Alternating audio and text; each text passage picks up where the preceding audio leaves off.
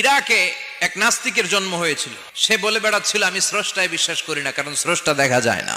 ইরাকের লোকেরা বলল আমাদের একজন ইমাম আছে, নাম নু'মান ইবনে সাবিত, যাকে আমরা আবু হানিফা বলে চিনি। সবাই বলল তুমি যে স্রষ্টারে খুঁজে পাও না, আমাদের ইমাম তোমারে স্রষ্টা দেখায় দিবে।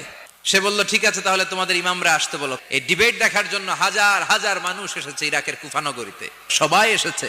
আসে নাই শুধু ইমাম আবু হানিফা। নাস্তিক কয় তগো ইমাম ডরাইছে। 1.5 ঘন্টা দেরি করে যখন উনি আসলেন, নাস্তিক বলে আপনার সাথে কোনো কথা নাই, আপনার তো সময়ের জ্ঞানই নাই।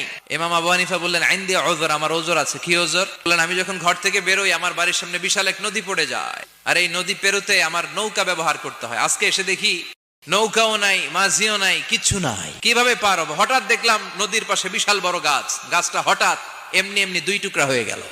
গাছ থেকে বিশাল কাঠের তক্তা বের হয়ে গেল, তক্তাগুলো অটোমেটিক্যালি জোড়া লেগে নৌকা হয়ে গেল। এই নৌকা মাঝি ছাড়া সা করে আমার সামনে